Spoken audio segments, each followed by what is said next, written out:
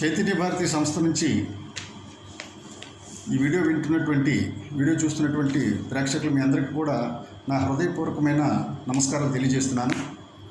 ఈనాడులో ఒక వార్త చూస్తే చాలా ఆశ్చర్యం కలిగే వార్త వేసింది. 5 లక్షల మందికి ఉపాధి. ఏంటంటే ఇది 5 లక్షల మందికి ఉపాధి ఇన్ ద సెన్స్ ఏంటంటే, మీరు ఒక రోడ్డు పక్కన టిఫిన్ సెంటర్ వేసుకున్నా కానీ అది ఒక ఉపాధి.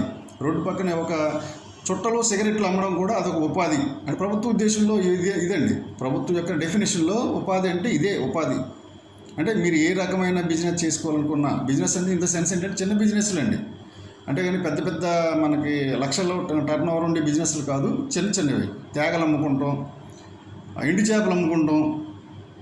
ఊరు బయట మీరు ఇప్పుడు బాగా చూస్తూ ఉంటారు, తేగలు, ఎండు చేపలు, టిఫిన్ సెంటర్లు, కూర కర్రీ పాయింట్లు. ఇదే ఉపాధి. 5 లక్షల మందికి ఉపాధి కలగజేస్తామని చెప్పేసి ఈరోజు ఈనాడులో ప్రముఖంగా రాశారు.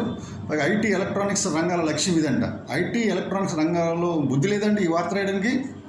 ఐటీ ఎలక్ట్రానిక్స్ రంగం ఎలా ఉంది? ఇప్పుడు ఉన్న ఉద్యోగులు తీసేస్తున్నారు వాళ్ళు. ఆర్టిఫిషియల్ ఇంటెలిజెన్స్ అని పేరు చెప్పుకుని ఉన్న ఉద్యోగాలు తీసేసి నిరుద్యోగులకి మొండి చేసి చూపిస్తున్నారు.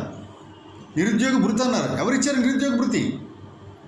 ఎవరైనా ఇచ్చారా? ఏ ప్రభుత్వం ఇచ్చిందా నిరుద్యోగ భృతి? 2,000 అనకూడు, 3,000 అనకూడు, 5,000 అనకూడు.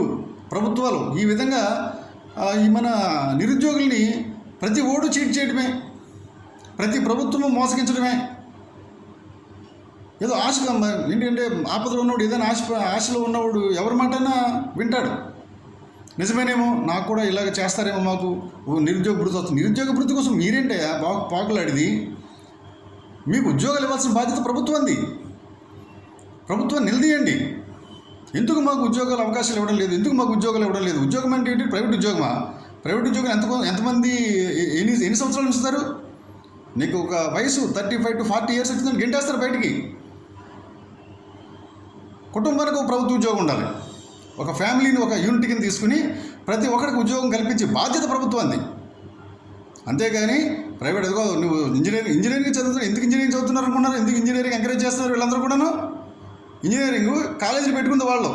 ఆ ఇంజనీరింగ్ సీట్లు ఫిల్అప్ అవుతాకి ఇంజనీరింగ్ పెద్ద భవిష్యత్తు ఉంది. ఇంజనీరింగ్ పెద్ద పేట వేసాడంటే ఇడే అంటున్నాను. ఇంకా నేను టేబుల్ వేయలేదు, ఇంకా పెద్ద పేట వేసాము, మీరందరూ జాయిన్ అవ్వండి. వాళ్ళు ఫిల్అప్ చేసుకుని వాళ్ళ దగ్గర మీ దగ్గర ఫీజులు గుంజేసుకుని బెకార్లా తయారు చేసి ఊరి మీద గులుతున్నారు వాళ్ళు. ఉద్యోగాల అవకాశం వేయండి. ఏపీబీసీ ద్వారా ఎన్ని రిక్రూట్మెంట్ చేస్తున్నారు?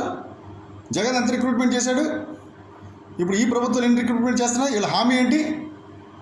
ఎలక్షన్స్ ఉన్నాయనగా ఎలక్షన్స్లో వీళ్ళు ఇచ్చిన హామీలు, మేము ఇన్ని ఖాళీలు ఫిలప్ చేసేస్తాము. ఎప్పటికి ఫిలప్ చేస్తారు అన్ని ఖాళీలు వాళ్ళు? అంటే మనం అనుకుంటున్నారు నిరుద్యోగులు వీళ్ళు అధికార పీఠం ఎక్కేసిన వెంటనే నోటిఫికేషన్ ఇచ్చేసి ఒక 2-3 నెలల్లో మా ఉద్యోగాలన్నీ ఇచ్చేస్తారు కామెంట్ అనేసి వీళ్ళు అనుకుంటున్నారు. అది కాదు వాళ్ళ ఉద్దేశం. దయచేసి గమనించండి. చంద్రబాబు నాయుడు గారు ఏం చేశారు? మొన్న 2024లో అందరికి మెగా డిఎస్సి వేస్తా అన్నారు ఆయన. మెగా డిఎస్సి వెళ్ళబోయి ఏమైంది? మెగా డిఎస్సి ఫస్ట్ రోజుని సంతకం పెట్టేశారు. వచ్చేసినాయి అంటే మీకు అందరికి ఉద్యోగాలు. మెగా డిఎస్సి సంతకంతో మీకు ఉద్యోగాలు వచ్చేసినాయా?